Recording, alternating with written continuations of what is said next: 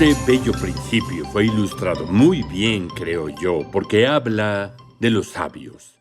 La historia de los sabios de Oriente, contada por Mateo. Vamos a verla, pero antes usaré la palabra magos. A veces se usa para definir lo que eran. En realidad, eran hombres sabios, tenían cultura, educación. Y es lo que Mateo contó, ahí en el capítulo 2. Después de nacer Jesús en Belén de Judea, en tiempos del rey Herodes, he aquí unos magos del oriente llegaron a Jerusalén diciendo: ¿Dónde está el rey de los judíos que ha nacido? Porque vimos su estrella en el oriente y hemos venido a adorarle. Como dice Magos de Oriente, muchos creen que estaban cerca de lo que hoy es Irán. Es muy posible, no estoy seguro, pero es una gran posibilidad. Esos hombres sabían mucho y eran bastante listos.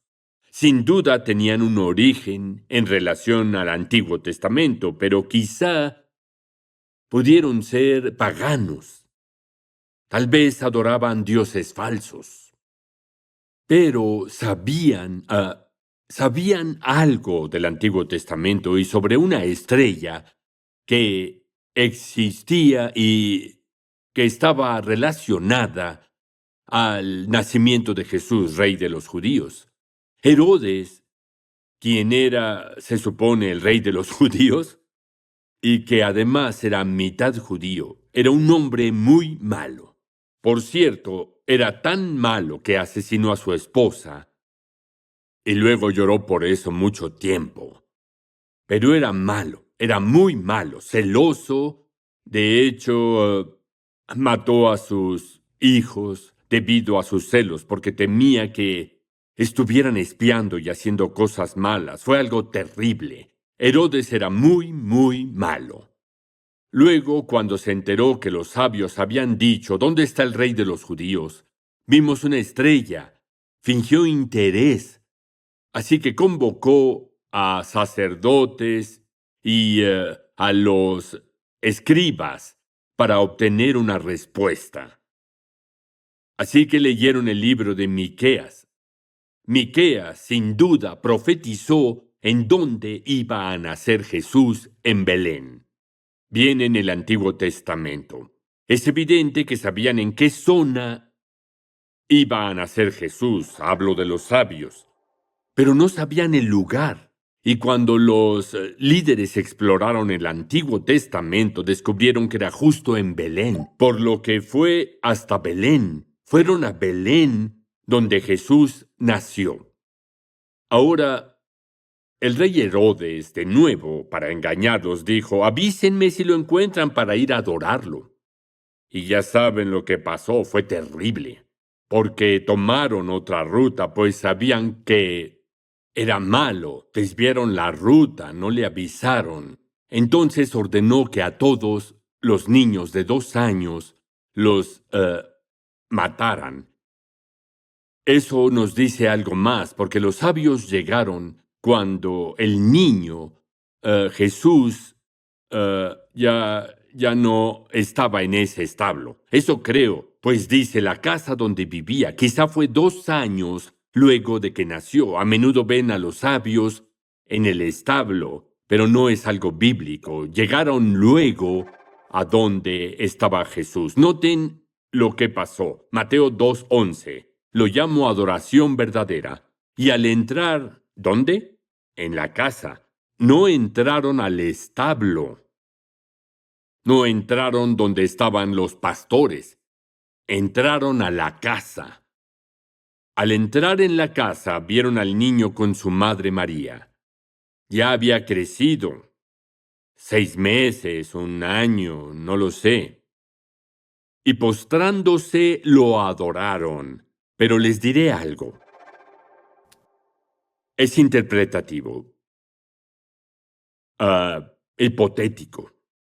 Si vinieron del Oriente, tal vez no eran creyentes. Solo sabían que el niño Jesús iba a ser el rey de los judíos. ¿Qué pasó durante el tiempo que salieron de Jerusalén y fueron a Belén? Solo puedo teorizar, pero tengo una posible respuesta a esto.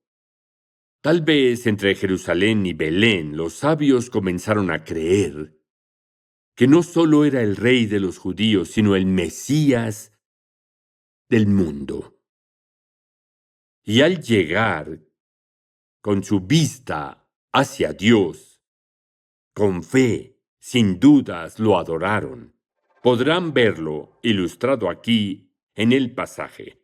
Luego abrieron sus tesoros y le ofrecieron presentes: oro, incienso y mirra, que eran muy costosos. Tenían dinero y allí estaban alabando y adorando al Mesías. Ahora quiero que noten algo que es importante.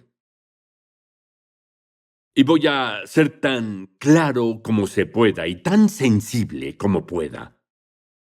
Esos hombres que eran tan brillantes jamás se inclinaron ante María. No se inclinaron ante María, a pesar de que era una hermosa y santa madre. Se inclinaron ante Jesús. Hay quienes tienen errado ese concepto. Solo se inclinaron ante Jesucristo para adorarlo. Todos los presentes eran para Jesús, no para María, sino para Jesús. Ahora, María sin duda era un maravilloso humano, un maravilloso instrumento, milagrosamente tocada por el Espíritu. Sin embargo, después Jesús se hizo el único mediador entre Dios y la humanidad entera. Pueden verlo en la carta a Timoteo. Es algo hermoso. Pues hay un Dios y un mediador que puede reconciliar a la humanidad con Dios, y es el hombre Cristo Jesús. Él dio su vida para comprarles la libertad a todos. Esos hombres vieron a Jesús, no solo vieron a Jesús, sino que hallaron la salvación en Jesucristo, lo adoraron como a su Dios, quien había venido para traer redención y a cumplir el pacto abrahámico. Pues Jesús vino como Dios dijo a Abraham: el mundo será bendito por ti con la simiente, y la simiente estaba en Belén, y era Jesucristo, Salvador del mundo. Ahora la pregunta de reflexión: cuando entregamos a Dios nuestros dones materiales, ¿cómo podemos impedir que nuestras actitudes y acciones se conviertan en un mero ritual? Les diré unas ideas.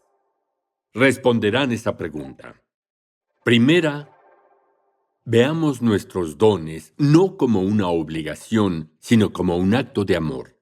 Aunque sí hay una obligación. Todos debemos obedecer a Dios.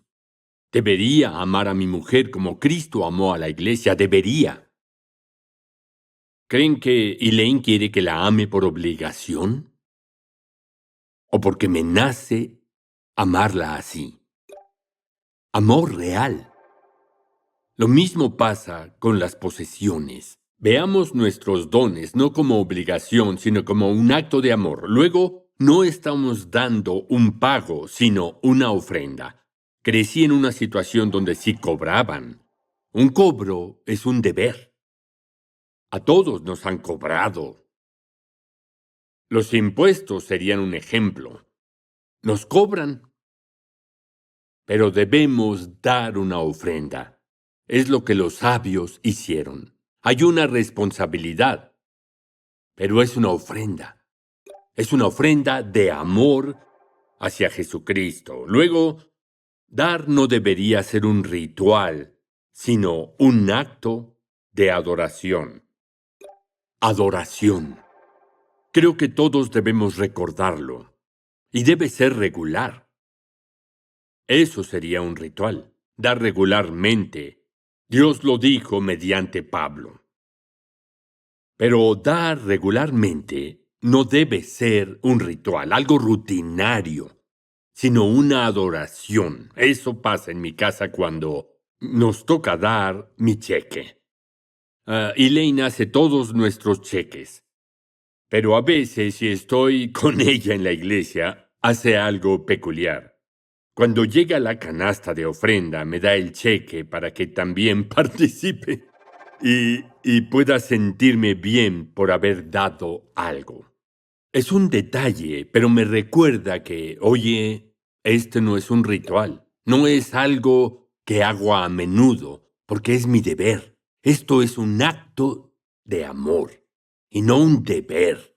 Por cierto, solo quiero decir que aun cuando los obsequios eran para Jesús, los cuales eran bastante caros, los dieron a una casa que era muy pobre.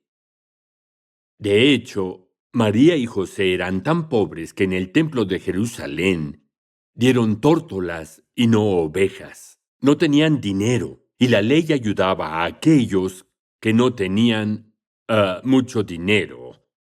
Así que ofrecieron tórtolas. Eso indica que eran bastante pobres. Pero más tarde tuvieron que huir hacia Egipto a causa de una amenaza en contra de Jesús. ¿De dónde creen que pudieron sacar los recursos para poder viajar a Egipto? Pudo ser con los presentes que podían vender o intercambiar de los recursos que Dios les había dado. Y aunque los presentes eran para Jesús, los usaron para vivir y hacer lo que Dios les decía. Pero sé que siempre supieron que todo era para Jesús. Así que es una maravillosa mezcla entre, por ejemplo, apoyar a hermanos en el ministerio con presentes, pues son para Dios. Pero al mismo tiempo hay una dimensión humana donde existe una bella mezcla de lo humano y lo divino. No olviden este principio que ha surgido de la vida de esa pareja y los sabios. Siempre debemos utilizar nuestros dones materiales para adorar y alabar a Dios y a su Hijo, el Señor Jesucristo.